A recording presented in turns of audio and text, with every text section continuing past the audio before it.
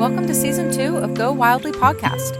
We are Emily and Heather, two childhood friends who carry a mic into wild places like rivers, trails, and forests, with wild people to host raw, honest conversations about adventure, healing, identity, and the transformative power of nature. In this season, we're centering the voices of people who call Southern Oregon home. Outdoor enthusiasts and outdoor professionals whose lives have been shaped, changed, or are continually influenced by time outside. Come along as together we go wildly. Hey, you wildly wonder. Thank you so very much for listening to the podcast. It means the world to us. Okay, I have a little mission. Pause the podcast right here. Make sure that you're subscribed to this guy, okay? It's gonna be a fun time over here. And if you so wish, we would love a 5-star review or whatever your heart's inclined to do. Also, leaving us a review truly helps the algorithm, and we appreciate you doing that. Thank you so very much. Also, little tidbit, over on Instagram, we're having so much fun over there. Lots of behind-the-scene footage, some POVs, just some fun, unhinged content. If you love the pod, that's where we go wildly, for sure. So don't forget to follow us over there. Okay, back to the show. Cameras. She'll be on phone camera for some social media and vlog camera for the pod itself. Well, if you want to trade off, I can row too. So. Perfect. Cool. And what day is it? The 9th? Today is March 9th. Where are we? March 9th. It's March 9th. March 9th. And we're floating the Rogue. Yay! With Frances. I do have to say one thing. Frances is my favorite. I think I might have mentioned this to you. Maybe when we chatted that one time. Maybe I didn't. Frances is my favorite name of all time. It's funny because I've always had not really liked it. It feels like an old. It's like kind of like Mildredy. But that's good to hear. Yeah, no, it's my favorite. I sometimes think of changing my name. What would you change it to? I was thinking of a bird name like Vireo or something, but then I'd have to be in some hippie place for that to work. And I have to leave here. Everyone here knows me. Right. Yeah. Well, let me tell you, I had a epiphany dream one time, and I had a daughter, and her name was Frances Sound. Oh. Sound like, the Puget Sound. Uh-huh. Oh. And I don't know, so it's always stuck with me, but I had boys. There you go. There are Frances There's with Frances an I. boys, yeah. Yeah, I guess I could, but that They're was named a hard now. That's sure. That was a hard sale. And you're done with making kids. We knew a lot. I know a lot. In fact, the district fish bio is Francis. He goes by Frank. Cool. I've known a lot of Francis's with an I. Francis Ford Coppola. He doesn't go by Frank probably, but Yeah. Frances. maybe he does at home. I love it. Clean your dishes. Pick up your dishes, you son of a bitch. And yeah, if you want to push us off while I introduce you. Okay, sounds good. I'm assuming we're recording, and we've been recording for a moment. Perfect. Yes, we have. Hi there. Welcome to the Go Wildly podcast. We're back. We're back On the river. Today on Go Wildly. We are joined, and very honored to be joined by Frances Oyung. Is that how you pronounce it? Oyung. Oyung. Oh, you're so young. Yeah. Perfect. There's no Oy. It's a Chinese name, and if you think of young, then just put an O in front of it. Oh, young. That's how my family pronounced it. So Are you Chinese? Perfect. Heritage? my father's parents were immigrants from China. One of them was an illegal immigrant, and he was born in the United States in Grass Valley, California. Oh, I know that place well. Yeah. Yeah, friends It's over there. beautiful, Nevada County. It is a beautiful spot. Yeah. Off the beaten path, I feel like, in California too. Yeah, well, Now it's probably getting back. for being within a few hours of the Bay Area. Yeah. Right. Yeah. Okay. And so Frances's story begins in the mountains. Her parents met as volunteer ski patrollers, downstream or, in the Tahoe Basin in the early 1960s. And from the start, her life revolved around snow, rivers, and wild places. Even after her family moved to Oakland, California, skiing, camping, and hiking in the Sierra remained core to her identity. As a teenager, Frances discovered whitewater boating on the Stanislaus River, and when the new Melones Dam flooded that canyon in the late 1970s, it sparked a lifelong commitment to river conservation. We spoke with Bill Cross recently. Oh, nice. So, and you probably know my parents were also involved in the Save the Stanislaus campaign. So lots of great connections there. Then she went on to study environmental studies at UC Santa Cruz, focusing on natural history and environmental education, and built a career rooted in protecting water, fish habitat, and public lands. After a wide range of seasonal outdoor jobs, including raft guiding, teaching field courses, working in state parks, and even serving as an owl hooter for the Medford BLM, Frances settled in the Rogue Valley in 1992. She spent decades working in public agencies and nonprofits across Southwest Oregon, and is now retiring from her role as Rogue Riverkeeper Program Manager with the Klamath-Siskiyou Wildlands Center. Frances brings a lifetime of advocacy, river miles, and deep-rooted care for wild places, and we are so excited to talk with her about the moments that shaped her and what it means to protect the places you love. Nicely done, Emily. I mean, our guests provide the content, and then we She's got the rework flow. it to go wildly vibes. Yeah. Yes. Amazing. We're on our first little riffle. Yeah, so my first day on the water this calendar year. Woo! Happy New Water Year. And it is March 9th, and we are floating today on the beautiful Rogue River from Tuvell State Park to Fisher's Ferry. We're gonna go past some really historic isn't the right word, but significant locations and sites. Yeah, we just launched downstream of the big Medford Water Commission intake for the drinking water system in the summertime. So this is a lot of people, one of the things I work on a lot is water, and so many people don't even know where their drinking water comes from, where their wastewater goes. I talk to people in the Bear Creek Valley who think, oh yeah, I drink out of Bear Creek. It's like, nope, don't do that. Ooh, that sounds gross. If you're in Ashland, you drink out of a tributary to Bear Creek, right? But no one's drinking out of Bear Creek. Though at once people were putting wastewater into Bear Creek, which there's a whole history to why we have. I kind of remember that. Yeah, that was and it was in the even Talent. Well, and then Eagle Point had their sewage system went into Little Butte Creek. Okay. So, but at one point I worked for Rogue Valley Sewer, which is a special district that does a lot of the sewage conveyance. And the reason that district was originated in the 60s was because there was so many little cities dumping raw sewage or barely treated sewage into waterways that the public health, the doctors in the area were really concerned there was going to be a huge public health outbreak resulting from all the these little towns, Phoenix, Talent, Eagle Point, Jacksonville are trying to deal with their sewage, and so that's why they set up this big regional plant, which is we're actually going to go past it, and so pretty everyone except in Jackson County, all the cities except Ashland has their own sewage treatment plant, and their wastewater right now goes into Ashland Creek right before it enters Bear Creek. Okay. You'd think that we would learn from the past, from cities of the past, like in England and in France, that were dumping bodies and sewage and It's a handy place to throw things right into their waterways, and then having cholera outbreaks. And hey, let me answer this really quick. Go. make it quick. Hello? It's me, Heather.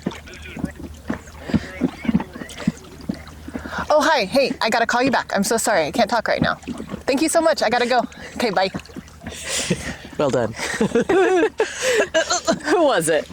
Well, I thought, so I am waiting on a really important phone call, like literally hours, days matter for an appraisal on a house. And that is big. So I thought it was my appraisal. It's not. Oh, well. It's the guy at Southern Oregon Subaru when I was like, dang, okay, I gotta go. I can't talk about Subarus. Not who I thought you were.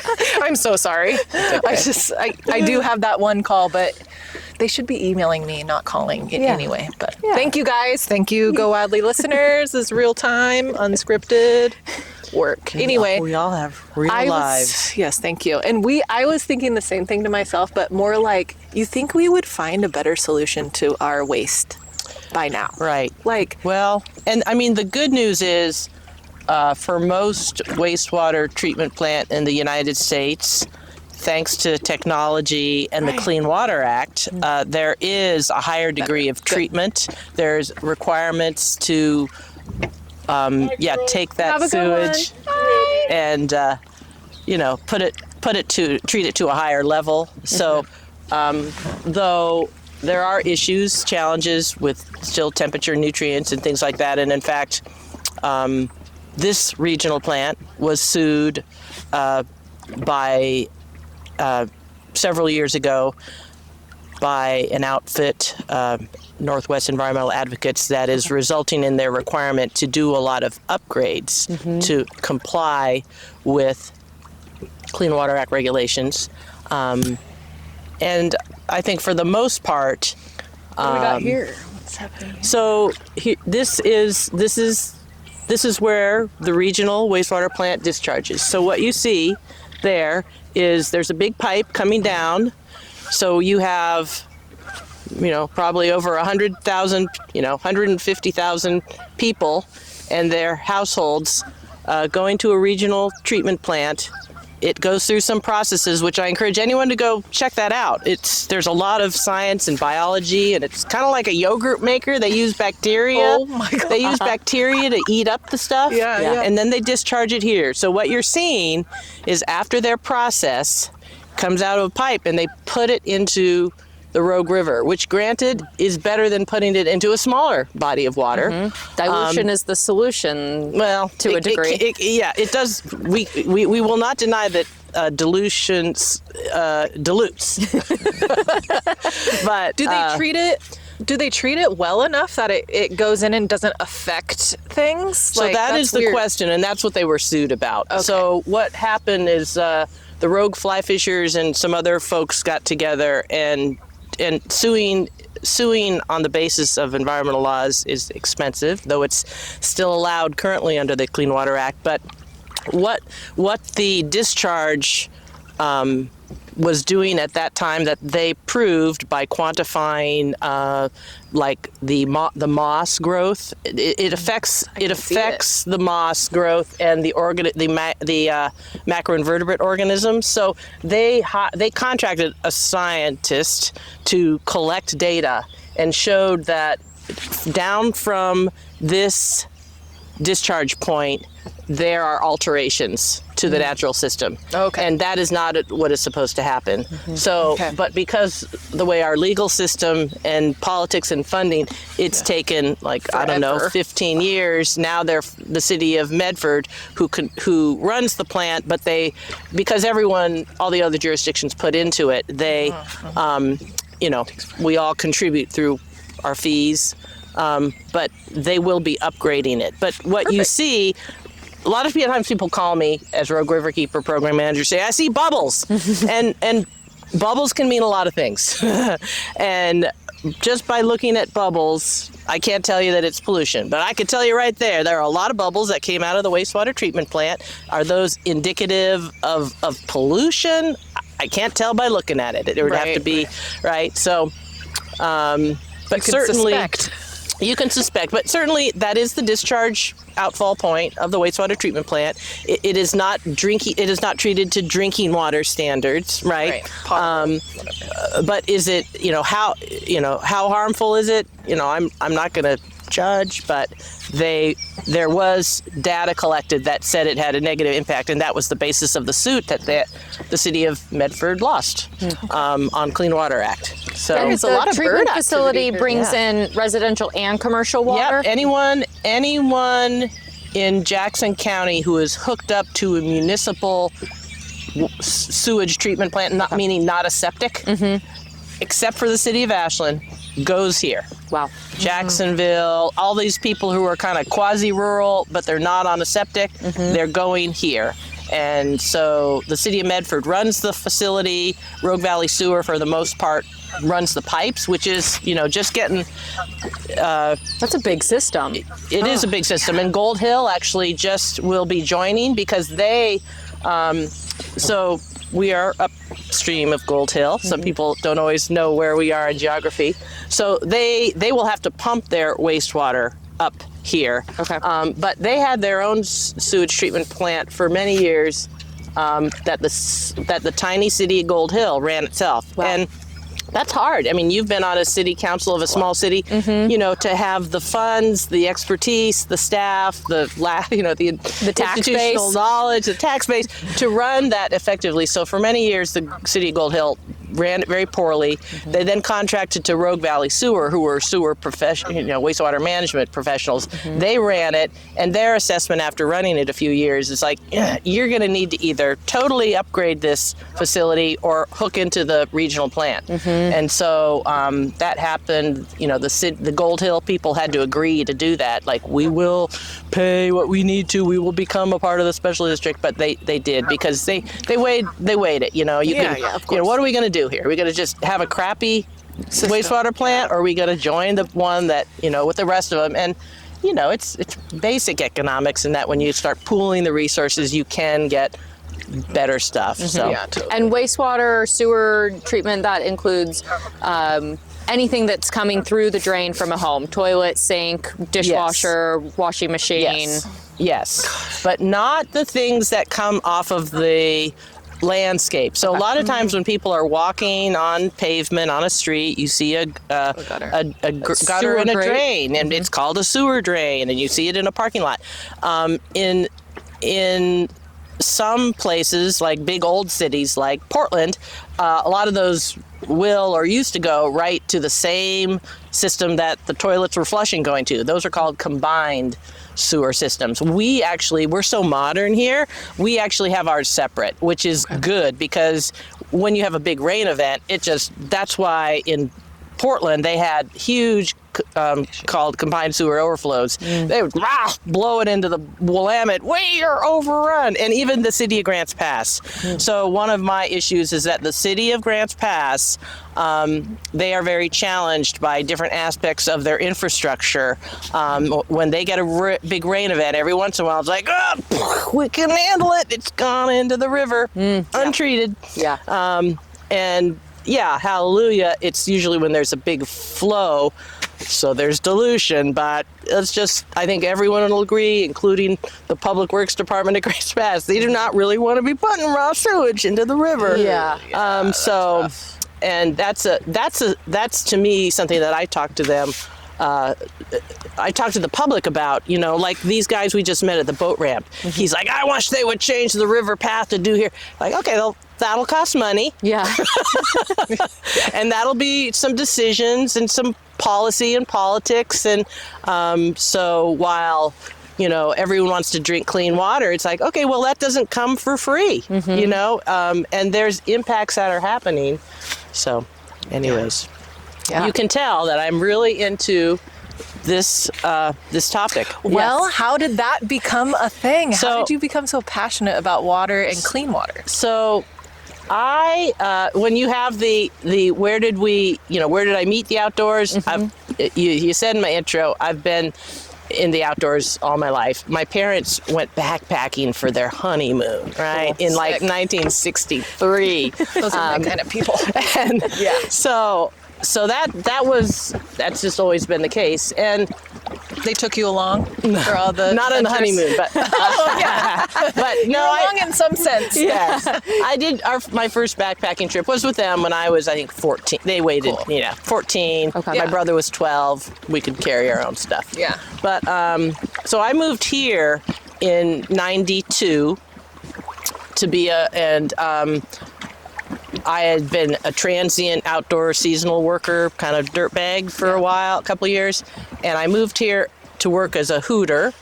Tell us what that is Yeah, real but quick. not maybe what you're thinking. Hooter. So that was the vernacular back in the days of the Northwest Forest Plan and the listing of the northern spotted owl on the endangered species list. There came these requirements in our forest. There was an animal that was threatened by logging and the destruction of habitat. That was its main issue then. And so then there came requirements to survey for them. So folks, the federal land agencies, BLM Forest Service here, and even some of the private timber folks did a lot of surveying for spotted owls. And one of the amazing things about spotted owls is they are actually incredibly easy to survey for. You call out into the woods for them, and they'll say, "Yeah, I'm over here. I'm over here. Yeah, me and my mate, we're over here." They Yeah. want to be found. No, they're just like, "Who are you?" "Yeah, we're here." "Why are you calling us?" So what? Kind of like Heather answering the phone. Yes, it's Heather. I can't talk right now, but yes, I'm here. So what hooters, the surveyors, would do is we would go out and actually hoot like a spotted owl in these, a designated area that was assumed or through visual, that's probably either historically there's a birds or looks like habitat. So that's why we're called hooters, because we actually hooted. Can you hoot for us? I can. Wait. Just wait a moment. I got to get the iPhone ready. Well, so nowadays they actually have hooters use a mechanical recording device because that is more uniform. But back in our day, which was the early 90s, we had to learn to hoot. And because, and I would always liken it to teaching people, you start with a monkey call, like, and if you could do a monkey call, like, it's basically you do it in a pattern. Woo! It's a short, long. And there's also all these variations of agitated female and, they get really agitated, like, "Why are you calling me?" So basically it's all just stuff like that. And if a person listened, we would listen to audio recordings and then, the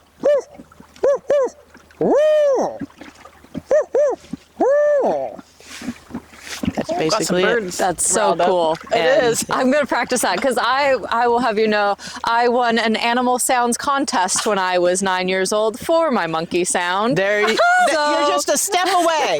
You're a step away. I like a good turkey. When I get them going. Yeah. There you go. We're not so different from the birds and the bees. No.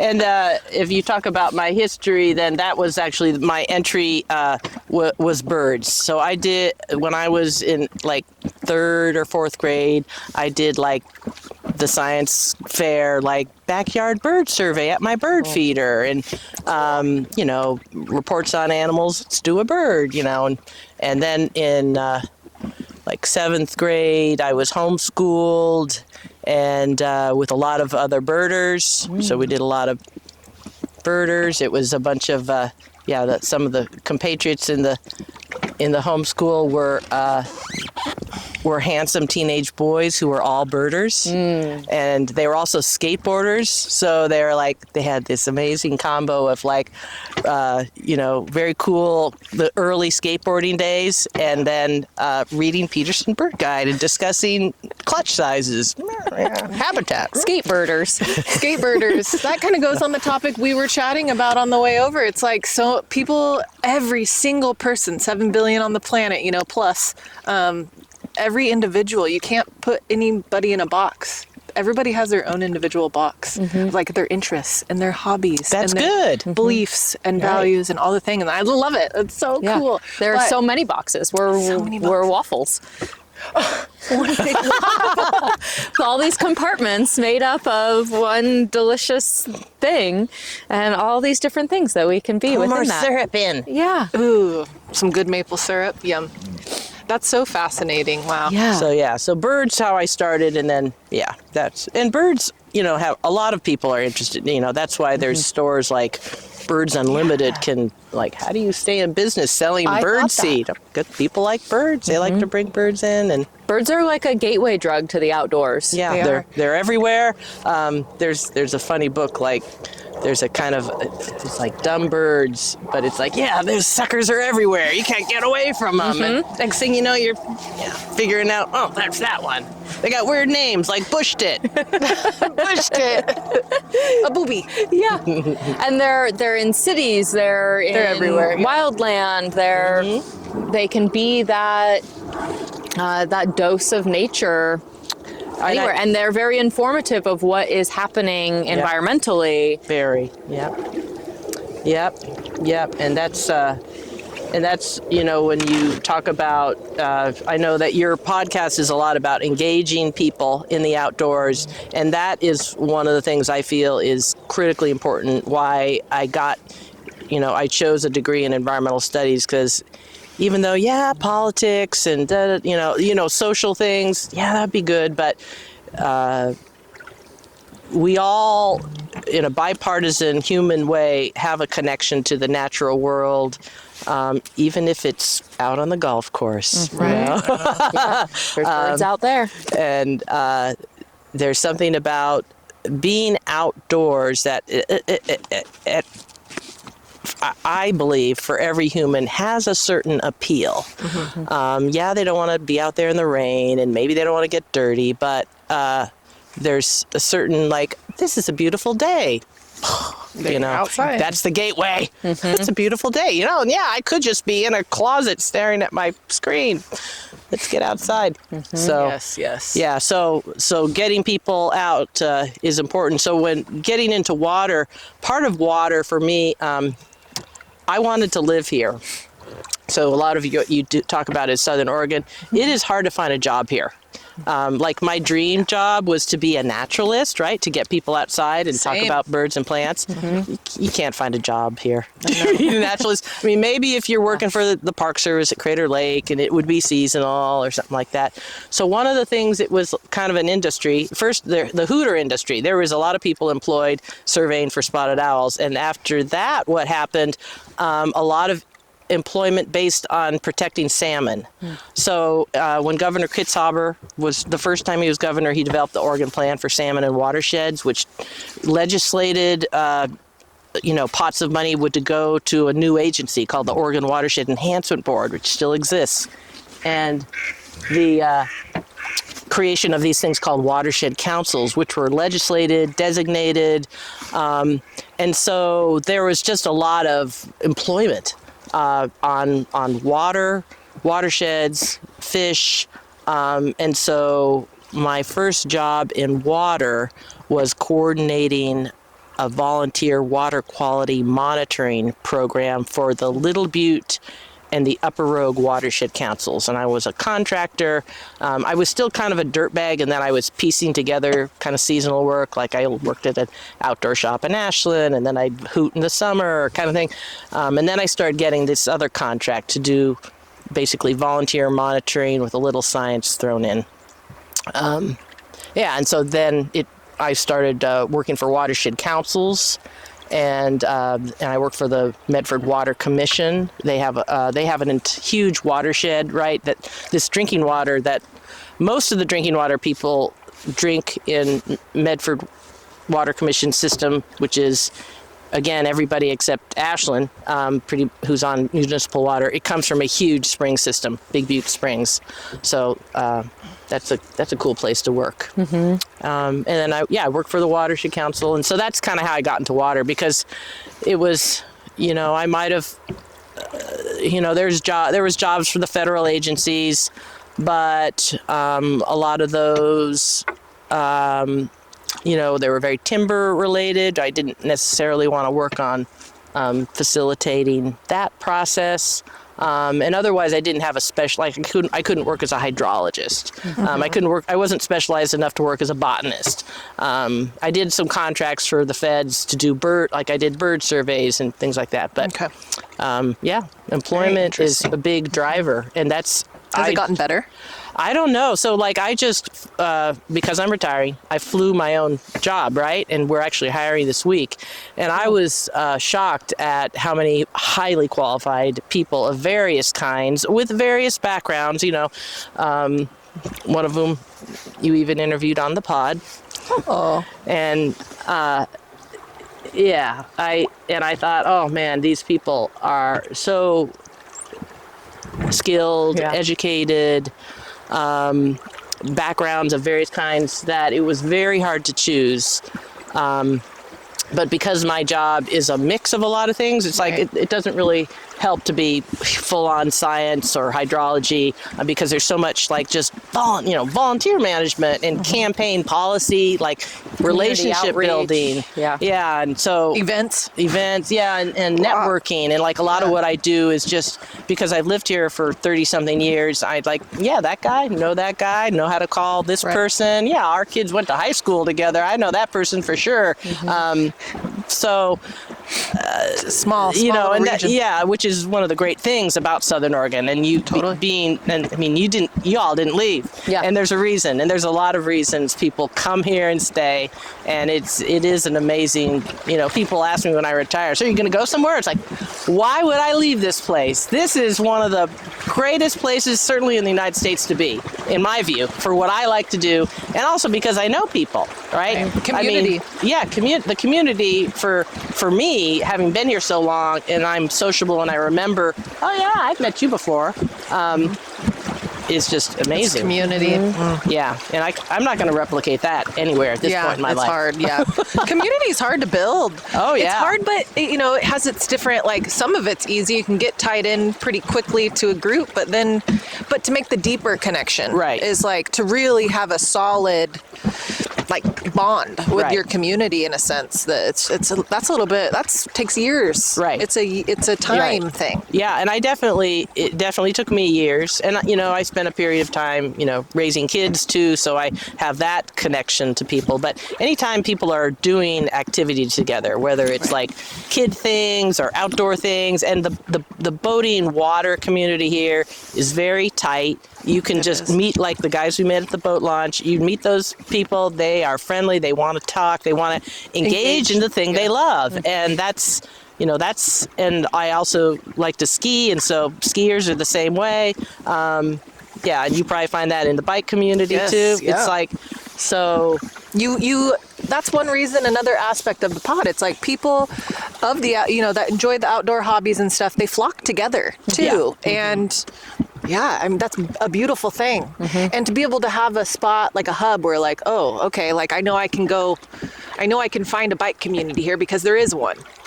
I know I can find a river community here. There is one.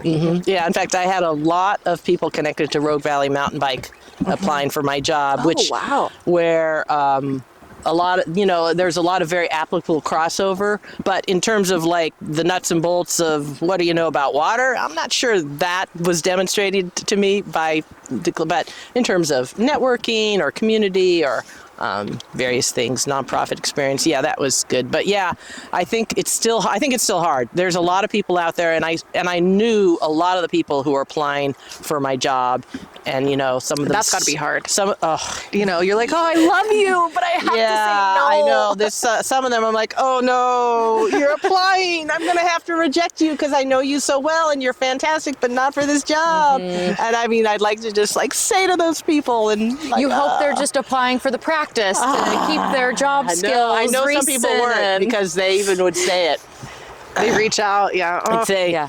yeah, I think this is the job. I'm like, oh gosh, I know I know it looks glamorous, guys. I know I've Yeah. made it seem so glamorous. I don't know. But it's some hard work. You gotta be cut it's out very for it. niche, you know. So niche. And so when I see people with really amazing expertise in like different niches, I'm like, God, I love the niche you're in. I don't know if you can come into this niche, and especially when all these other people who have the niche already are, you know, you're competing against them. And are they applying in those circumstances? Like, are they applying because there isn't something more nichealized for them? Right. Ooh, nice new word, Emily. Yeah. Like some people I say, oh, you're in that niche, and there is really, you are so good at that, and there is no employment here for your highly skilled, highly capable way of doing what you do, or it's very limited. Or, you know, there's only like 10 jobs, and some of, you know, they're all filled by Because people if who they don't live move. here, they may have acquired those skills here. So Right. there was a niche for them, but they've They've experienced out of it. Yeah, right. So they came as a newbie in some of these fields, and then they developed, and so it was really did not make me think that our region was any better for employment, but partly it's because our region is so amazing that it attracts a high number of people, you know, that like, I want to live here, let's see if I can work here, and it's like, oh yeah, that's the hard part, Finding a good you know, spot. yeah, You make some sacrifices. you're willing to work a restaurant job on the off season. Become a real estate agent. Exactly. It's like that's one of the reasons why I chose, because I was like, well, what can I Right. do that clicks all my boxes? Right. And I Right. can still do my passion projects over here. Right. And like, I know someone who is becoming a nurse for that reason. You know, she has a spouse who is employed. And I'm reading through between the lines here of this person. The employment for the other member of the couple didn't pan out as well, and so it looks like, oh, I've heard this person's going to become a nurse. Yep, that'll work. That'll work. You get your kids through high school and figure out what next. I mean, I don't know. It's hard. It's all a trade-off. And I know a lot of people who have left, right? Yeah. Left the region. Like, I tried for 5 years to find employment here, and I'm just going to have to leave. At periods of time, I have looked like Portland, Sacramento, even when my kids were still in school, it's like, I could get back here on the weekends. And I was like, I don't want to do that. I don't want to commute to Sacramento from here. Yeah. But That's what I'm going to have to do. I might have to if I want to work in my field. Quick pause. This is just snuck up on us. That blog home. Yeah. So right there. Damn. Yeah. And this one's a pretty new one. Really? Yeah. Wow. You had to be as close as you could. Yeah, No offense, it's beautiful, but they are right on They're- the edge there. They'll get a good view of the high water. Yeah. Yes, they will. Right at the bottom of their window. I did some beach surveying at one point, and it's like the reason there's a cliff behind your house, or the reason there's a cliff right here in front of this house, is because the water made it. Yeah. Oh, yeah. And the other side is flat and looks flat for a while. Right. So And the water will go over there and spread out. But yeah. But they have a huge, and then they've put in a huge amount of riprap here. We've got like 5 great blue herons over great here, blue heron, and they're rookery. building nests. They've got little twigs in their beaks. There's a lot of them there. Oh man, there's more than 5. This is great blue heron nesting area. It looks like. Yeah, rookery they call it. Wow. What is it called? Rookery. Wow. So 1, 2, 3, 4, 5, 6, I see a 7, bunch of 8, 9, 10. Will you hold that to try to get that? There's and I'll so try- many. Oh my gosh. I wish This is epic. Look at those great blue herons. and they feed mostly near water, and those trees are part of the riparian forest, right? They're the remnant of the riparian forest, because there used to be a lot more of that. Where if you look over here, friendly guy, they basically have taken out their riparian forest here. They got a lot of turf going down to the edge of the water, and so they have very little protective buffer between the force of the water and that turf is not going to hold the ground there. Yeah. They'll learn over time. But and it's unfortunate because then they'll make an insurance claim and God increases everybody's insurance, which when we talk about policy and politics, it's like this is why land use policy is so important. And it's something that's so boring to most people, like, why do I care? Let people build where they want to build. And so there are some like planning commissions in our region that'll say, well, we allow for a variance. Just let them, if they come and ask to build in this other place, let's just let them. Mm-hmm. And no, there's a reason, there's a rule, and the rule is protective, not just for the resource like the water or the riparian floodplain, but for the property owner. Right? Yeah. Like, so if a property owner, like there's an apartment building on a creek in Medford, they let them build, they let them get a variance, they built it closer to the creek. Within the first year or two, a high water event is like swooping out their little plantings and fences because they shouldn't have been so close. That's why they were trying to protect them too. Right. And so the Planning Commission let them build on this creek, knowing that it's a fish-bearing stream, that the creek isn't always the same size. Mm-hmm. Because it's mostly made up of people who are pro-development and pro-tax base. Like, okay, yeah, you can put another unit in, but at what cost to the property owner and the resource? Yeah, so. I agree with that. I always think it's funny that right there is allowed, but we're not allowed to build earthships here. Right. To get into that. Yeah. I'm like, what the hell? We can't have a fully functioning... What? Like, so this I was like, is... One of the partners that I work with is the Freshwater Trust, and they have a particular model they work on related to thermal credits for getting shade on the river because the wastewater plants have to try and keep things cooler. Well, this is a Freshwater Trust project that is now getting washed away, partly because of change, just the river changes. But as we get down, we're going to get down to that area where the gravel pit is under threat. So historically, rivers over the eons have moved back and forth depositing gravel. Gravel is a resource. You can see the gravel there. Look at that beautiful gravel and cobble. Yeah. Right? I want that in my yard. Let's mine it, use it as road beds, use it for construction. We'll crush it, da-da-da-da. So in this part, especially where Bear Creek dumps out, we have a lot of gravel mining, gravel and sand mining, and it's all visible, Knife River and stuff. Mm-hmm. Well, and there's a lot of old pits. And so over the years,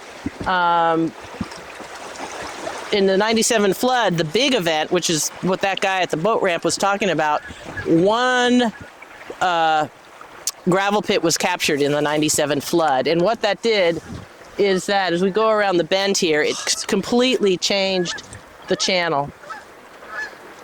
And that means that when the river has captured the gravel pit, it's now part of the river channel again. Yes. It's no longer separate. Yeah, it's not a separate, isolated little pit. It's a part of the river.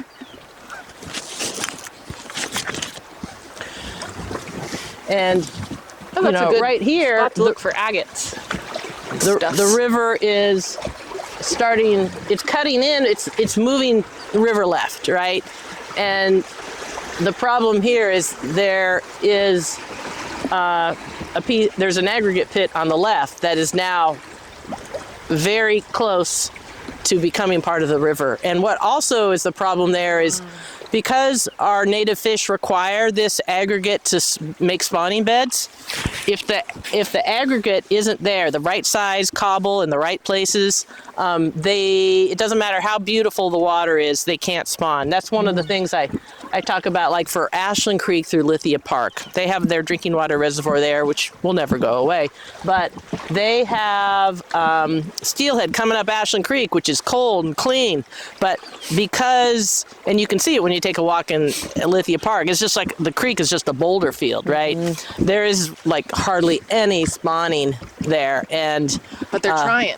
They're trying in these tiny little holes, and that's so because these fish have such a complicated life cycle. You take away that one little bit of having the right size rock in the right place, they functionally cannot reproduce. So Is that resolvable in Lithia Creek? Like, can they put more? They can dump. So these little mounds of angular rock. So these barbs were put here after the 97 flood. And this was a very expensive project, required engineers, hydrologic studies, lots of money. The Department of Dogami and the Watershed Enhancement Board. Dogami is like Department of Geologic, Aggregate, Mineral Industries. It's like the mining rock agency regulator. So they got together and they put these spurs to try and slow the velocity down because there's an aggregate pit on the other side of there. And they did not want that captured. And it seems to work here because it's not cutting in, right? But as we get around here, the river used to take a bend to the right, to the north, to this, where that guy was talking about, Salmon Rock. They had this hole. The fishermen loved this hole at Salmon Rock. Everyone still talks about Salmon Rock. Salmon Rock is not anywhere near the river now. Wow. So the river is and hasn't been for since 97. Yeah, and so you got these old guys who still reminisce how great the fishing was at Salmon Rock. And that's why he says, I wish they'd put the river back there. But I mean, that's not the flow. Yeah, Because people didn't move the river away from there. Exactly. This is not That's just a huge. It's not That's just a huge. Yeah, not just a matter of turning the switch. So That's nature. You want yeah, we'll get ask in Mother here. Nature about it. We're about to get into the pit capture area. So the pit that got captured was to the left, and that's why it de-watered Salmon Rock to the right, to the north. But we got beautiful views of the Table Rocks here, Yeah. Oh my gosh, it's gorgeous. I have not seen this side of it because I've never floated this section before. Yeah. Thank you, Frances, for suggesting this section of river, because this is the first time either of Heather and I have. I'm looking been forward on to this doing stretch. a little like paddleboard too. float this through is here with my. This is a chill paddle. There is kids. one little Class 2 rapid, though. Oh, okay. At the old Gold Ray Dam site. Okay. You'll see it, though. You can also take out at Gold Ray right before the rapid, though. Oh, so, cool. Perfect. Yeah. I'm always looking for new little runs because, like, why not? I love opening this up. Not recently, it's been a couple years now, but I floated the apple. Howdy, friends. Quick little pause on the adventure. First of all, we just want to say thank you. Truly. The fact that you're out there listening to this weird little outdoor podcast we started means more to us than you probably realize. We're just two little feral childhood besties that had an idea, grabbed some microphones, and decided to record conversations in the wild.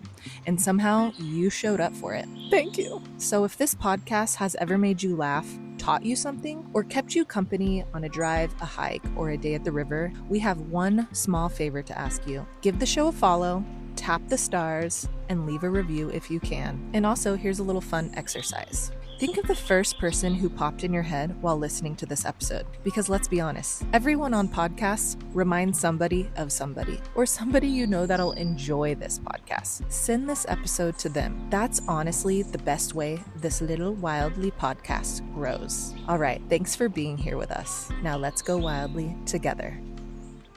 It's nice to also hear about these things because a lot of people we interview too, it's not like they chose a field to where that captures all that knowledge and expands their knowledge. Sometimes it's just, it's kind of just like Casey Botts. You know, have you met him? He's in Ashland there for the Devo, the kids mountain biking stuff. You know, yeah, he works in it and he's really, but it's not like this like education-based chit chat activity. It's we chatted more about just like bikes in general. It's not this education. Like we're getting I'm learning so much, you know.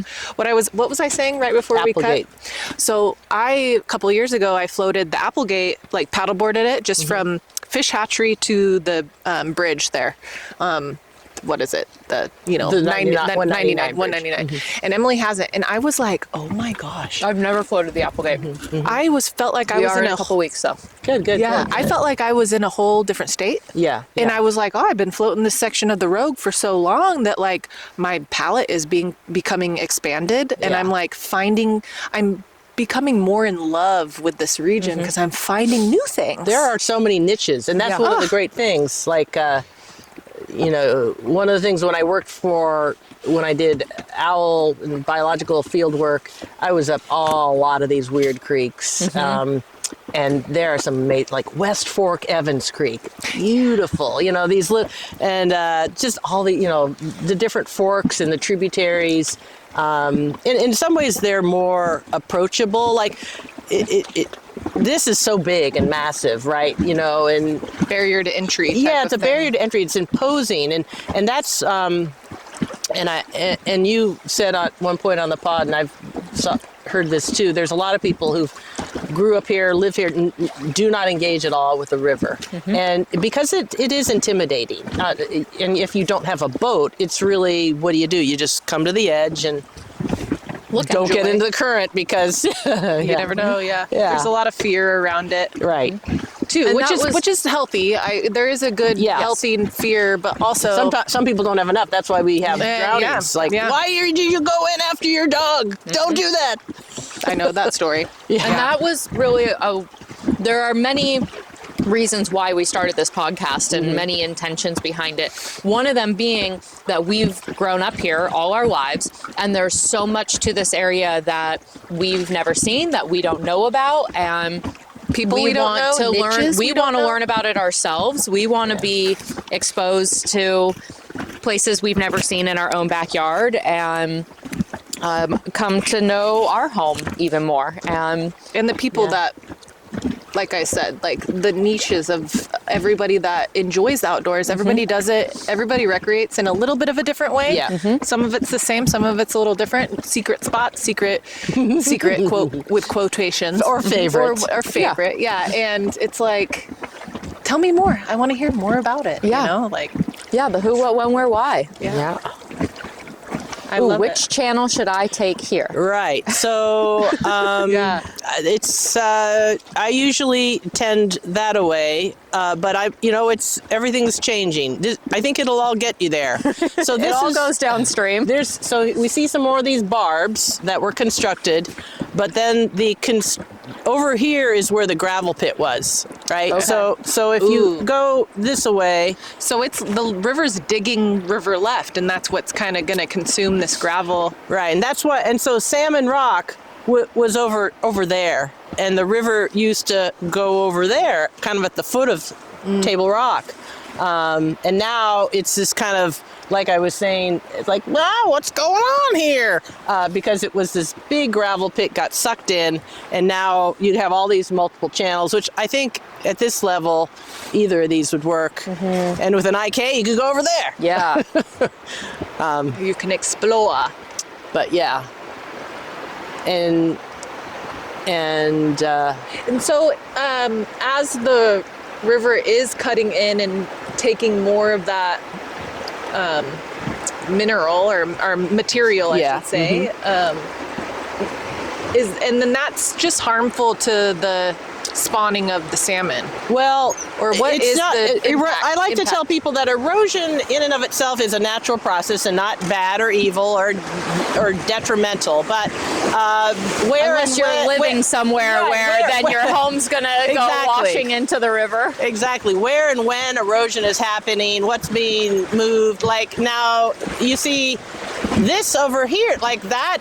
Those are that's like topsoil right there, right? Yeah. That's so that was deposited in a very low energy environment over some years, as opposed to where you see these big cobbles, right? It takes more river energy to move a bigger rock.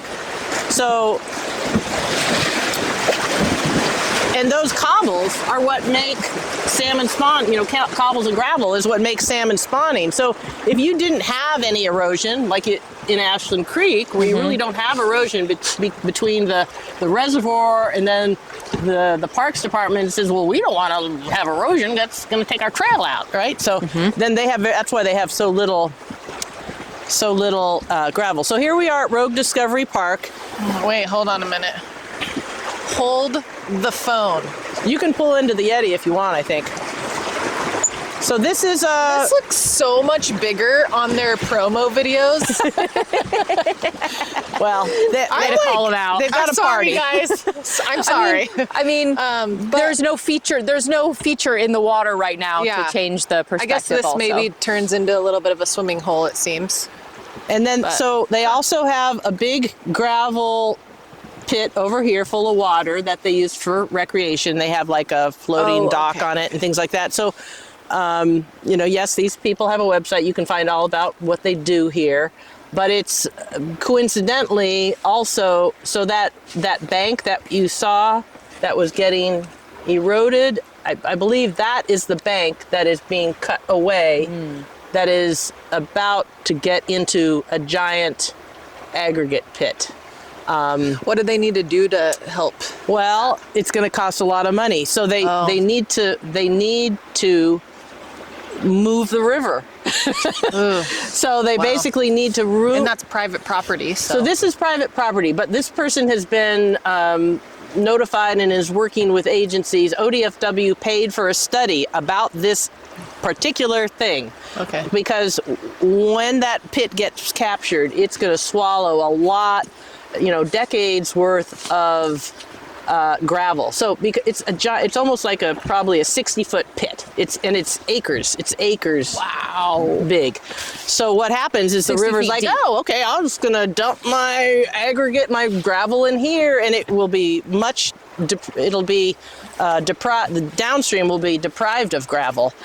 So from the fish perspective, that is a problem. It'll also be potentially just a catastrophic just river water quality issue. So like the downstream drinking water providers, Gold Hill and the city of Rogue River are like, oh, we don't want that to happen. That's going to screw us up, because they're sucking water to drink out of there. So, but you see these barbs, like this is what they use. These constructed barbs is what they use to slow the velocity on that other bank, right? Yeah. So are they going to be able to do that there in time to prevent another pit capture? It's something that Rogue Riverkeeper is interested in, wants to see happen. It's also like a multi-million-dollar, multi-agency thing. This is not something like a nonprofit goes out and does. Even one nonprofit or even a couple nonprofits. It's going to take several state agencies. It's going to take a lot of, of resources. This would be for the public good because, and then again, you get to the, do you want to, what does your culture, your society, your community, what are you willing to pay for? Are you willing to pay for the design, engineering, construction of these types of structures to keep that? Yeah, so Salmon Rock was right over there, but the river doesn't go over there. The river changed its mind. And when so much of particularly Southern Oregon's money comes from recreation and tourism, right? How does that interface challenge issue? That's huge. And no one, our state is very unique in that we do not have a sales tax, right? We're one of the few. So we have to state government has to function in all these other ways, including fees and other taxes. And there's also a state law, it's called Measure 5, I think, that put a cap on a certain amount of property taxes can be taken. So, and just in the legislature last week, the legislature passed the wildlife bill, which took a tiny bit of the transient lodging tax to basically fund ODFW as an agency. Wow. Because there's not enough hunters and anglers to pay license fees to keep that agency going when we really do. We want to support and conserve non-game, and non-target fish. That is an important part of Oregon and what people come here to recreate for. And it also supports the traditional hunter anglers too. And also some of that money will go to wolf compensation. When you have wolves on the landscape and they prey, and we don't want them preying on livestock, but they do. There's a program of compensation for ranchers. So some of that transient lodging tax will go to that. So, if we want, this is a conversation, in my view, that everyone in the state, voters have to have. What do we feel is important? Should the tourism industry bear the financial weight of doing some of these things, or is it something that has an overall societal environmental benefit? Like, here we're talking also about, drinking water, because there is the city of Gold Hill, the city of Rogue River, and the city of Grants Pass. Their drinking water is all from this river. They don't have alternative sources like Big Butte Springs. So whenever I am, as Rogue Riverkeeper, doing work, especially down in the Grants Pass area, I say, you got to care about what happens in Bear Creek and upstream, because you are drinking.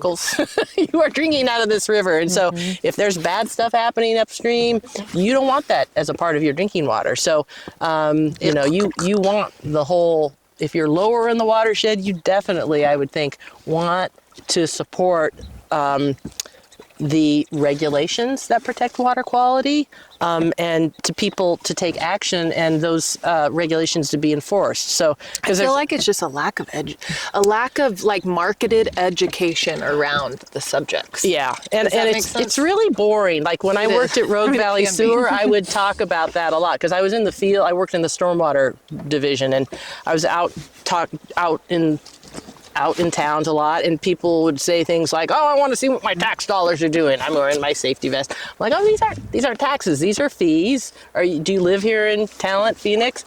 Oh, you pay a sewer fee, and part of that, and a stormwater fee, and that goes to my employment, my agency, to protect water quality. You have a place to flush your toilet that is going to be secure. That waste will be securely transported and treated.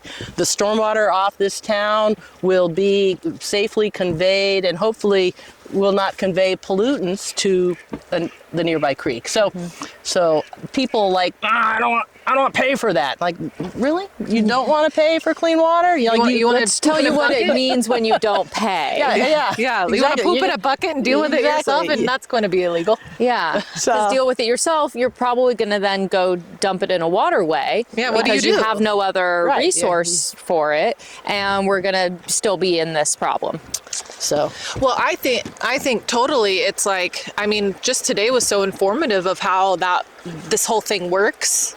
This whole thing being the river. This whole river thing. This whole river thing, but how it's all connected and the it is all of connected. It. Yeah. And it's like, I wonder if more people got like the one-on-one knowledge, that like the education behind what's happening with the river, but in a marketed sense, right? Because we've tried that. Like, so when I worked at Rogue Valley Sewer, there's something called, One Water Day. And I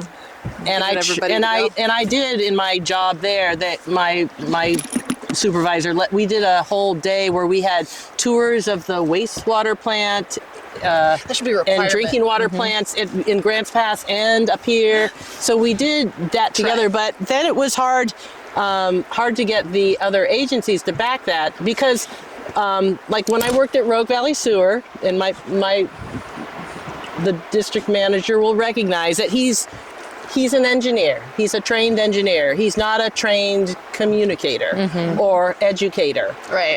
And yes, he wants, one of his sayings was, people don't care about their sewer system until it screws up. Yep. But I would always say to him, when the good stuff is happening, when you're doing good stuff for them, you want the public, you want your paying customers, your clients, the taxpayers, the voters to know what you're doing is beneficial for them and the community and the environment. And so when Rogue Valley Sewer went to the city of Gold Hill residents as voters and said, do you want to be a part of the special district and get your sewage pumped to the regional plant? I, as Rogue Riverkeeper, I put out some messaging on that. It's not like I'm going to influence all the Gold Hill voters, but, I did want to message, if anything, just to everyone else. Like, this is something that everyone needs to understand as you can't just say, I don't want to pay for that. Well, you have to think about, where is that money going? Do you want to pay a little bit more, a few bucks more a month to get a system where your sewage is pumped to be dealt with in a environmentally safe manner, and in a secure manner? If anyone's ever had, like, a month ago or so, Washington, D.C. had the hugest sewer break ever in the U.S. Oh my God. Into the Potomac. Oh, God. And, it made national news. But, if you don't follow sewage news like I do, you might not have paid attention. But that was basically a failure of infrastructure, and it had... and one of the things I will say, that there's a lot of entities here who do good things on infrastructure, like Rogue Valley Sewer is very good at maintaining their infrastructure. So they are very good. They use their fees well to maintain. Like, what do? They run pipes. They run pipes well. They maintain the pipes well.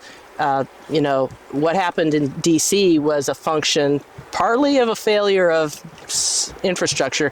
And that's also in the Grants Pass issue, not necessarily a maintenance issue, but a capacity issue. It's like, are the residents and voters and taxpayers in Grants Pass, who are on the different, like the city budget committee, or I don't know how their city government works, but like, I don't know if we have a city budget committee, but there's some committees, made up of citizens, and there's a city council, I'm on a bunch of committees. and then I've recently have gotten she was some mentioning flack. that. I've recently gotten some flack about the damn pump track.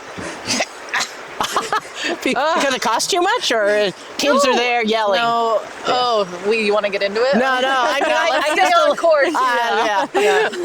No, That's an offline conversation. Yeah, I'll just say this. We're trying to make the best decision for where a pump track goes. Yeah. And everybody wants instant gratification, and they're not looking at long-term satisfaction. And they get one news headline, and news being, social media, and latch onto it and make that their whole campaign without actually looking deeper into the function. And well, that goes back to the whole topic of, what, how are people messaging? How are people? I think it should be people getting information. Yeah, it should be. I feel like the education around certain things should be mandated, like jury duty. Like, sorry, you're going to be using a toilet in city limits. You are required to go to a 2-hour course and learn more about it. Right. I don't know. Yeah. I mean, because you get otherwise, your floating people, permit. You got to go do a quick online course. I don't know, why not? I don't know. Maybe that will help like some. a driver's license. Yeah, You don't get maybe. to drive without taking education. a test and knowing the information. And More all of education. these other More things are education. things we use every single day that we take for granted, that improper use has major repercussions. And we only learn about it if we have some personal vested interest or passion or curiosity, and then become hyper informed and expert and look at other people, in general, just like, why do they not know this? The information is out there. It's readily available. It's interesting to me. And so why aren't people paying attention to this? Well, there's so much to pay attention to, for one. Yeah. And we don't go to school on how to function in society. Right. It's like the kids don't learn how to balance their checking account, right? No, it's so true. We learn a lot of fundamentals in class, but not these issues. Yeah. There should be more about in high school, middle school. And there is a whole group of people out here doing that. Right. But society generally, and especially our region, doesn't want to fund that. Yeah, it's hard to find funding. Like, and in the city governments and the agencies, it's like they don't want to fund education. Even though I tell them it's like it benefits the agency to have an educated. And it all starts in the kids. With kids customers. Yeah. And it's What's that? So that is There's like a pond back. Yeah, there's a big pond back there, which I think was a gravel pit at once, but for some reason it's just got this little outlet, and it wasn't like captured by the whole river. But we're coming around the bend to the mouth of Bear Creek too. Oh, wow. So Bear Creek is in the Rogue Basin, the most urbanized tributary of the Rogue, and so I worked for several years for what was then the Bear Creek Watershed Council, and so and I live in Medford, and it again is one of those resources where Bear Creek and its tribs go through so many towns, and it's right there for people, and there's a lot of people who don't engage with it. I'm really into getting kids and adults Passionate. You don't have to go to a national park. You can walk in most of our region. You can go and find a creek.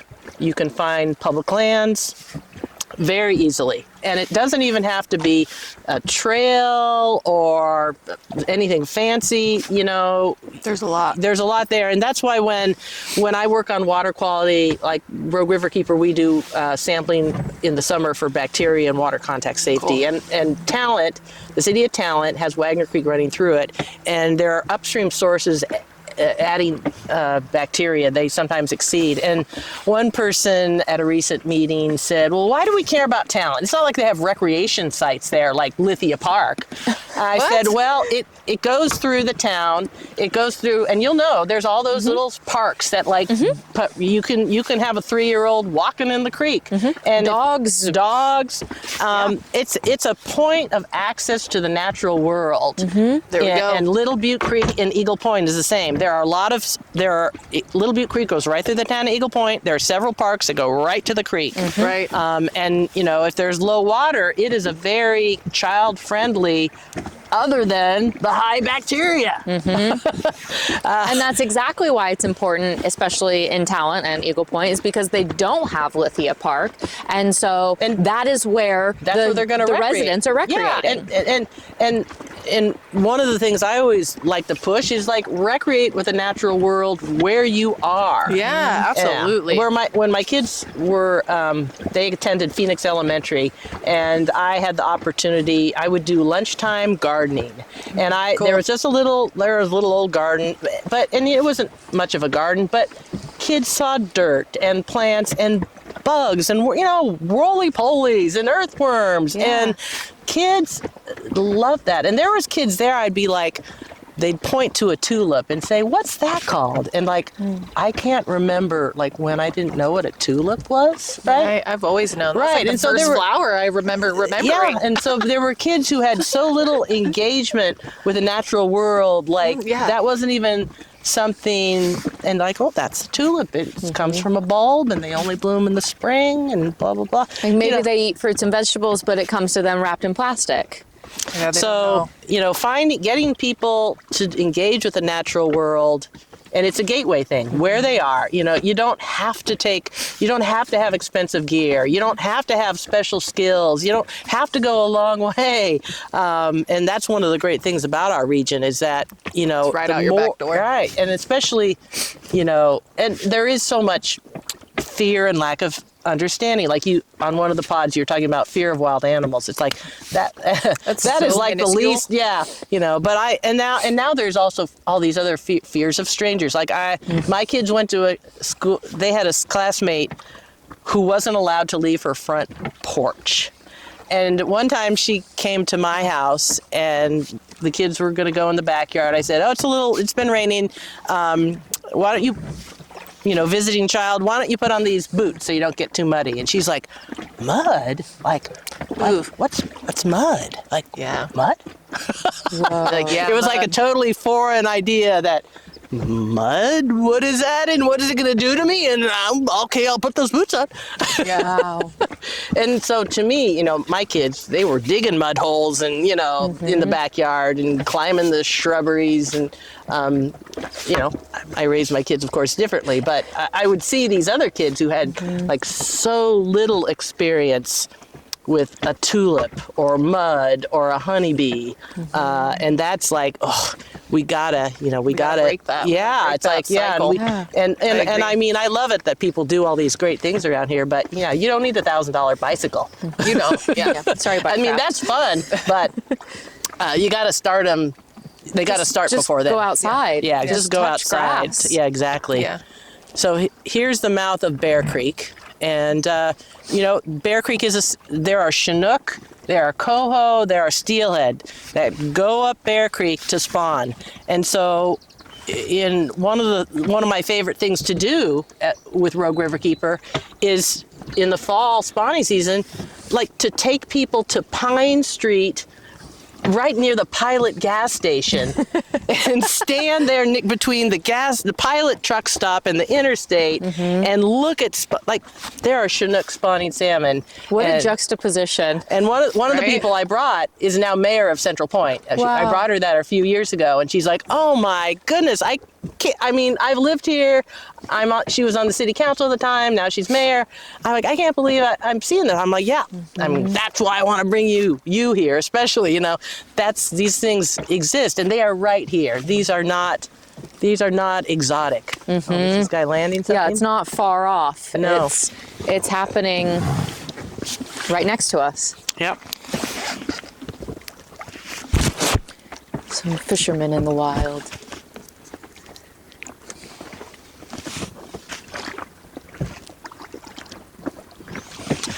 Yep. We're lurking. Sorry, guys. So right now we're also, so the guy at the boat ramp was talking about getting access. This is private land here at the mouth of Bear Creek. I'm going to come here as part of Rogue Riverkeeper. There's a Bear Creek Stewardship Day. We're going to do trash cleanup here. Cool. But you can see so this right where we're at used to be a part of the impoundment of the dam, the Gold Ray Dam. Okay. So when the dam was removed several years ago, it completely, of course, altered how the flow worked. So when you see this big erosional area here, which used to be, there used to be a huge row of cottonwoods down to the edge of this reservoir, right? Once it became not a lake, but a moving body of water, a river, it took out all it was again a situation where the edge of the river used to be over here, and there was like 50 feet of cottonwoods. Wow. Darn. But yeah, so this property owner was not, it was rough. It was, I bet they're upset. they were just upset. lost tons They were upset. They had constructed a boat ramp down here and everything. And as you can see, there's a lot of rigs up here because a lot of people take out here from fishing. And the property owner's okay with that? Yeah, they give permission. Okay. I mean, people, this access point, if you see people in here, it's a locked gate. They've been given permission to get in. Okay. But yeah, that's how. Hey, real quick. Yeah. Creek or crick? I say creek. Okay. I'm just curious. I've been asking our river people, river water people about that. Yeah. Like, what do you call it? But I say it fast, so it could be creek too. So Evans Creek. Yeah. Anyway, so yeah, when this is another huge historic, monumental thing that happened on the Rogue was the removal of Gold Ray, which was amazing. Wonderful. And that happened like early 2000s? Yeah. And along with the other dam, right? Yeah, the one down by us. So Savage Rapids, and then there was also the Gold Hill Diversion Dam, which was a smaller dam, but still was a problem for fish passage, and it altered the hydrology and trapped. Anytime you had a dam, it was trapping spawning gravel and aggregate. And now you can recreate, I mean, so things happen like this and blah, blah, blah, but you can recreate that spawning gravel, correct? Yeah, you can, but like when we're talking the volume of material here, like maybe in Ashland Creek, you could dump a bunch of truckloads of. It would help. It would help. You'd throw some in, but here, the system and the organisms have evolved together, and so the volume of material here, and because it engages with that moving water, like it has to be in the right spot for. Okay, cue dramatic cut here. This episode is brought to you by Dead Camera Batteries. May we always have a few more in our backpacks. Enjoy! Downstream, there's that little Gold Ray Estates or whatever it's called there. I don't know. I'm just going to go ahead and hit record and call it. We'll just play it by ear. We're not much farther.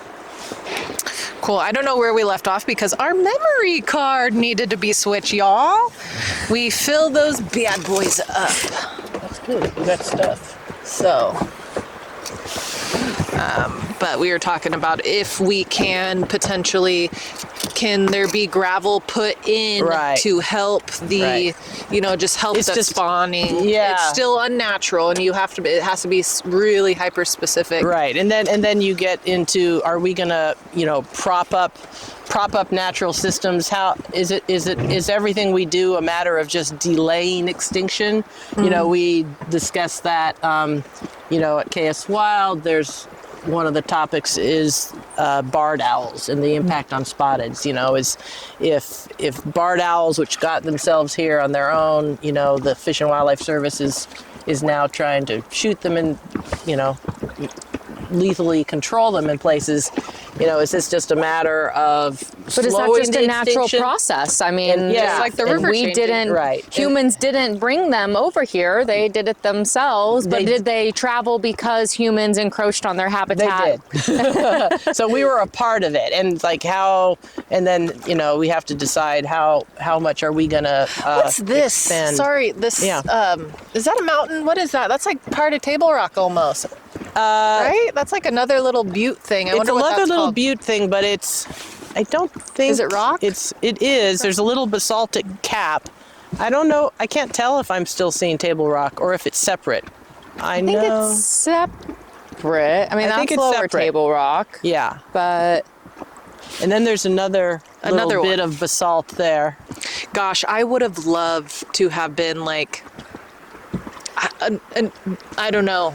Like geology? Or? an early human? No, a very early human, but like not even, I was thinking a very early human, but not even that. I mean, gosh, I just wish I could have observed the creation Of the earth?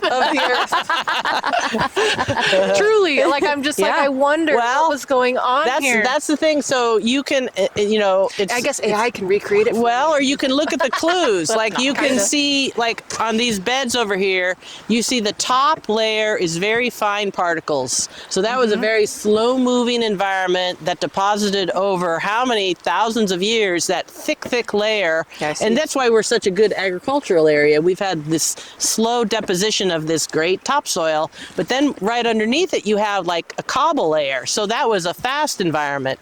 And so this we would have been in the reservoir here, right? Yeah. And so a lot of this bank eroded after the dam was gone. And the water level came down. The water level. So then you had a powerful force carrying material, and it was moving horizontally too.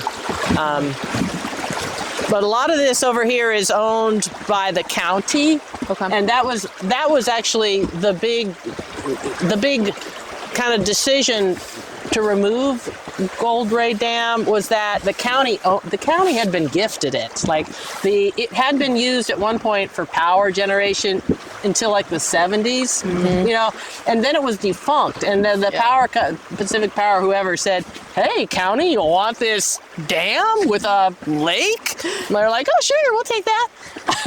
And then the power company is like, "Yeah, we got rid of that thing. That's useless to us." But then it becomes financial liability. Right, and then when there was floods, they had to deal with taking out the giant trees that would get clogged up. They had to make sure the Lots of resources. the dam didn't blow. You wouldn't want to flood the downstream people. And then there was fish passage issues. So then it's like the county. I mean, it was only because the county's like, yeah, we're sick of dealing with this thing. Yeah, we know you guys like to fish bass there, but and that's really. But what now you can made it. fish salmon and chinook and coho. Yeah. So Yeah, I that's don't know. wonderful.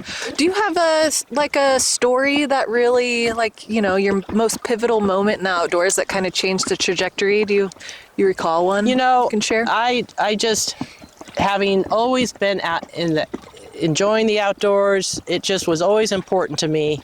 But I will say, I knew that you talked about that, but for me, actually, what was pivotal was going from the dirtbag lifestyle to the rooted. And I had been working seasonally, like 4 different jobs every year. And those look like yellow legs. I wish some of the bird experts were here. Those look like greater yellow legs. They look like they got yellow legs. We're in the shorebirds, migration period. So this is not our usual birds. They don't live here in the summer. Those guys. I'm not a good enough expert, but I bet you somebody is. I can name some of them, but anyways. I'd love to get a birder on. Yeah. Yeah. Okay, I can give you some names. Yeah, that'd be great. I love birds. As I age and I'm enjoying the outdoors in a different way, in a more like educational way, in a more like expansive way, right? Not just like task at hand, hobby, enjoyment at hand. I am enjoying birds. And I got to see 2 watching hawks them copulate yesterday. Oh, cute. It was really awesome. I mean, obviously, I was watching turkeys do that the other day. we heard them calling, and I watched one land in a tree and all the crows flew away, and I watched it land on its mate, and it's like, oh my God. and then maybe 10 seconds later, it got off and flew away. Wow. It was so cool. There are so many good things to see. And I always, I like to say, people don't have to be like officially a birder. Yeah. Right, or right, totally. A To boater enjoy. or a mountaineer, a hiker, Yes. just Take the terminology out of it, because sometimes that's intimidating. yes. That's what puts you in a box. Yep. Boxes. We don't like them. Yeah, like our own. I do a lot of birds, but I don't have fancy binoculars because sometimes I lose them, and Ooh, that's one thing I'm not I would love. I'm not a lister, but binoculars really, even moderately It's fun. moderately good ones. That's a gear item I've been looking to add to my collection. Yeah, A little. even not. They don't have to be fancy. Yeah, but just a little something. Yeah, Something to hold yeah. on my person. yeah, I have some small ones because I used to also just bushwhack with them for work, and so I wanted something small, lightweight, not expensive totally. in case I screwed them up. Yeah, absolutely. So about that rooted life, what about it? So my last course for the National Outdoor Leadership School was in November on the Olympic Peninsula. Ooh. Yeah, that's the first thing you think about. And I was with a co-instructor, just one other co-instructor who I did not jive with. I had I did not jive with that guy. So I was stuck with him for a few weeks. And it was so wet and miserable. We had a student who got trench foot, immersion foot. Ooh, Which, rough. like, people are like, what's that? It's like, Gross. It's when someone's foot is wet for days on end and they don't follow our instructions and take care of their feet and socks. And anyways, I'm like, I don't know if I want to keep doing this like constant move. I was living out of my truck basically, which it's fine for a while. And I'm going to move your mic real quick over here, because since we're coming up on rapids. Okay. get you a little bit better. Anyway, so that was the Trench course. Like, I don't know if I want to necessarily keep doing that. So I came. I had a boyfriend who had moved here, and then I ended up getting that job hooting for the BLM. I'm like, yeah, I like it here. So, and I didn't think I'd be here that long. Even 15, 20 years ago, I thought, maybe move, but nah. At this point, it's too good. Look at all these guys fishing. Great day for fishing. Wonder if it's a good day for catching.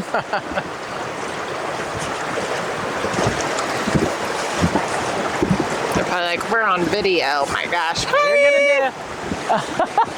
He wants me to come close to him? I don't know what he's pointing for some reason. I don't know why.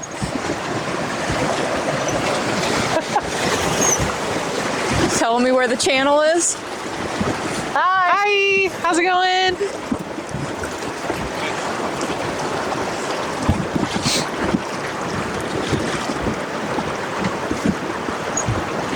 I guess he was saying you can stay in the current. Yeah.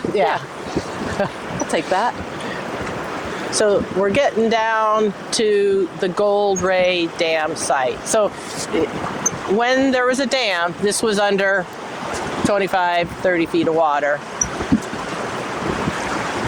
Oh, hey, let's talk more about the Olympic Peninsula. Was that just the foot situation that made it really? Well, it was not very, like your response, Olympic Peninsula, November.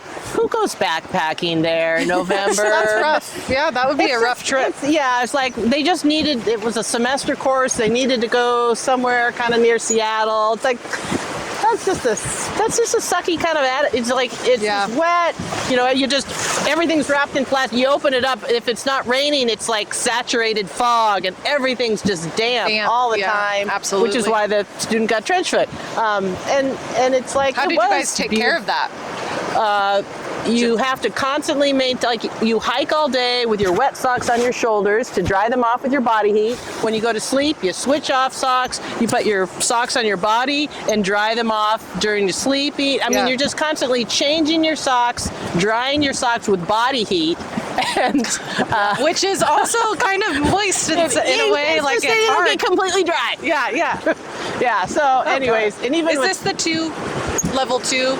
Yeah, this is it. This is where on a stand-up paddleboard with your 10-year-old, you might think, but you might not do that. You can take out right at that lock band right there. Okay. Yeehaw!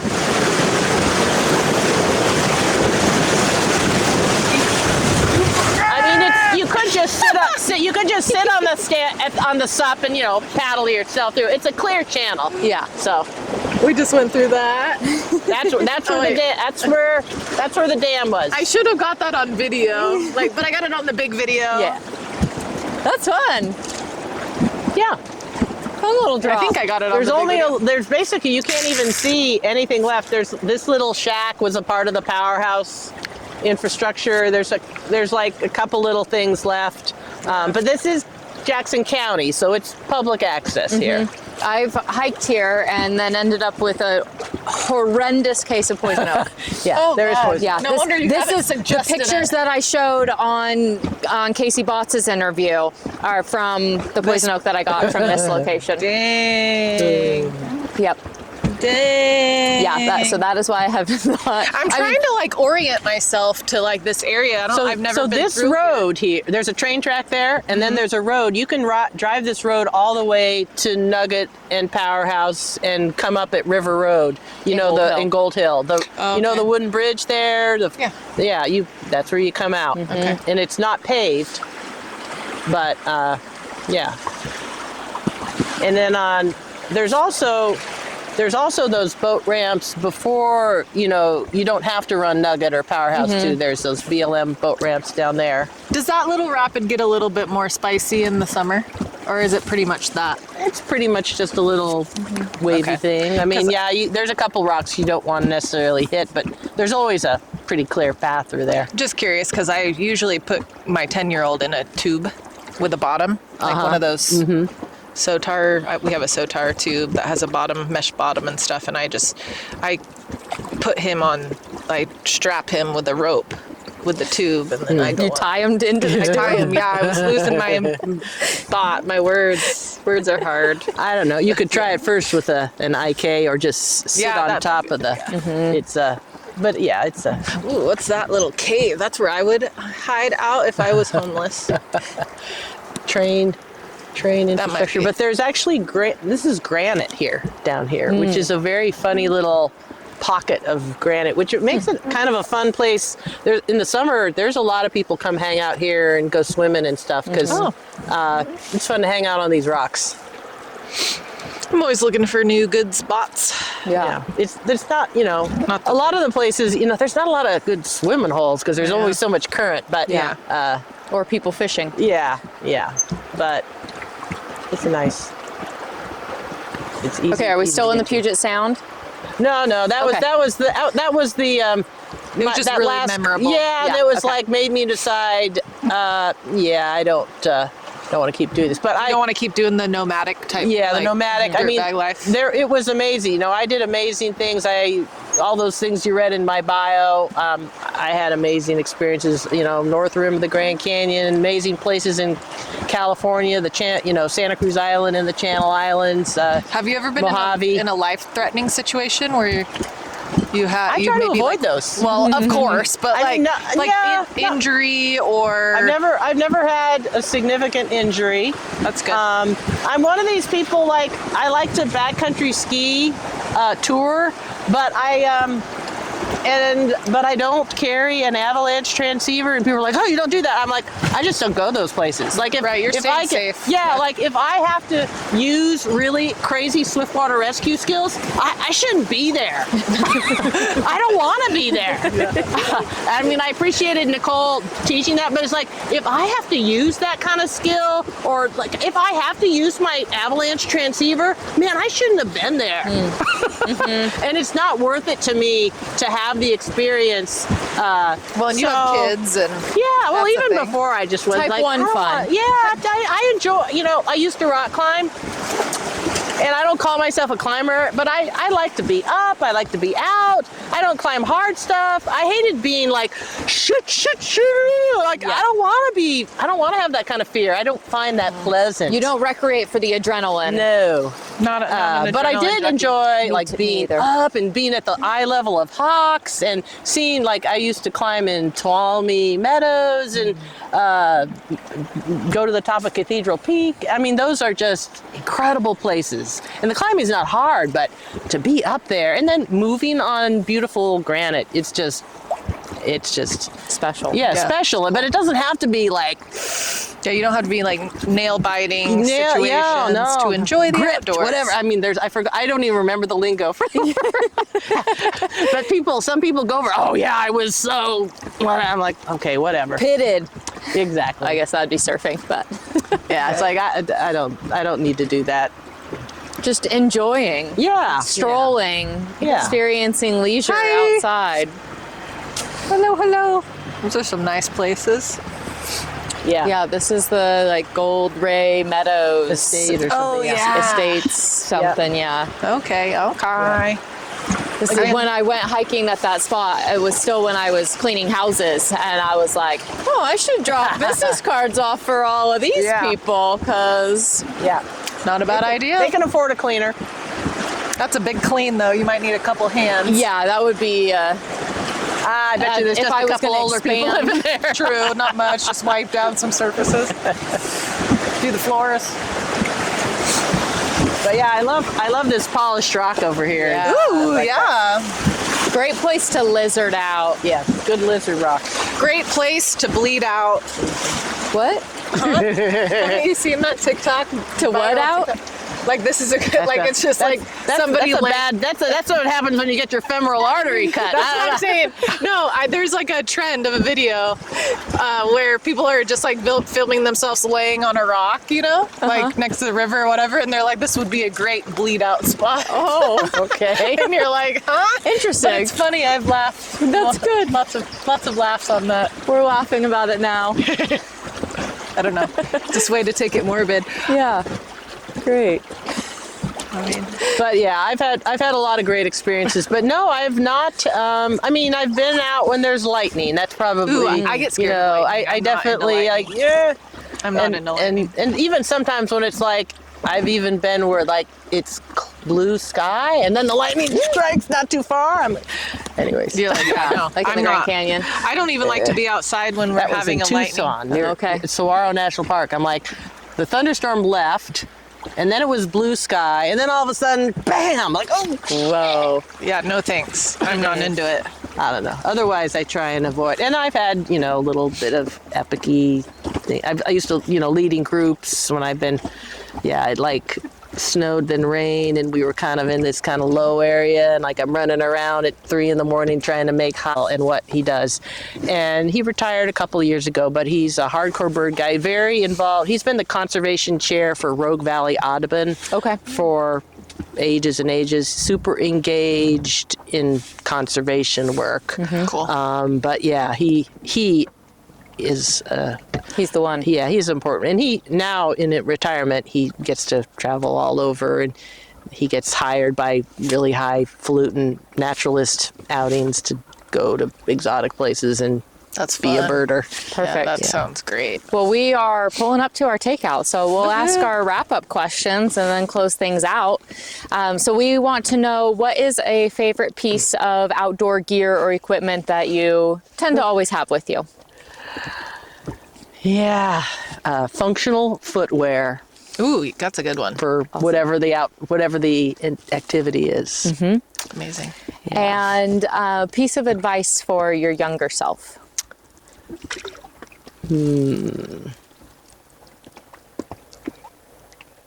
Like things will change. Things will change. I like that one. Like, okay, be prepared. Things will change. Not what you expect either. Yeah. And when your body expires and your soul leaves this plane of existence, how do you want to be remembered? Kind of the Hippocratic oath, did no harm. As a parent, I hope my kids find that being my child was more good than problematic. And it's hard to be a parent, man. Yes, it is. Even people, like I was an old mom, and it's like, oh yeah, I can't imagine being a drug addict and trying to do this. For real. Yeah. Totally. And, Sometimes you're so helpless. yeah. And help. Yeah. I mean, Why are you still hopeless. screaming at me? Yeah. Yes, that. What do you want? And where can people find you if you want to be found, especially since you're retiring? And I'm not on socials. I've made a choice not to be on socials much. I don't know. For now, it's rogueriverkeeper.org. And then into the wilderness. in the wild. Yeah, I'll be. Yeah, I feel a little guilty about leaving this job, which is very important, but there's a lot of other great people who can do it. And as my partner says, the graveyard is filled with indispensable people. Oh my goodness. Wow. Yes, that's a good, crazy quote. I love it. Also, I have another little quick question that we have asked before, but what is your, how does somebody get involved with the work that you're doing here in Southern Oregon?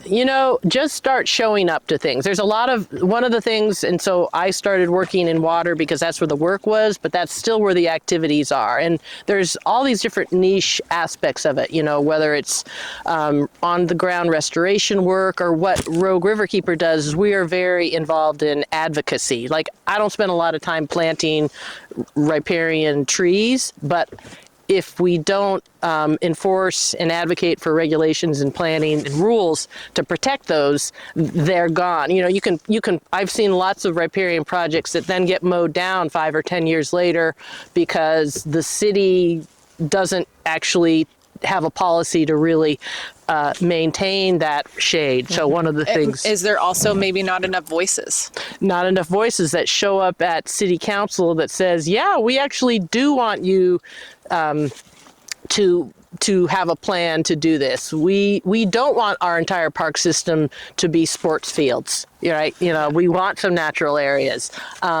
And so what about like volunteer work too? Yeah, like we do. Not enough people showing up.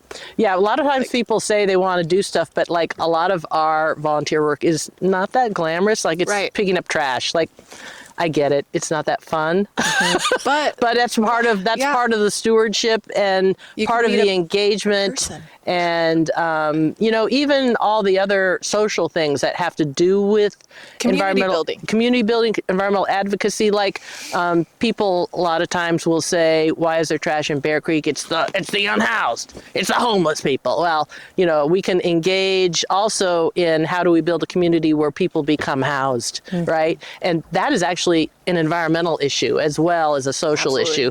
And so there are my feeling, it's like you were talking about the grid, everyone has interest.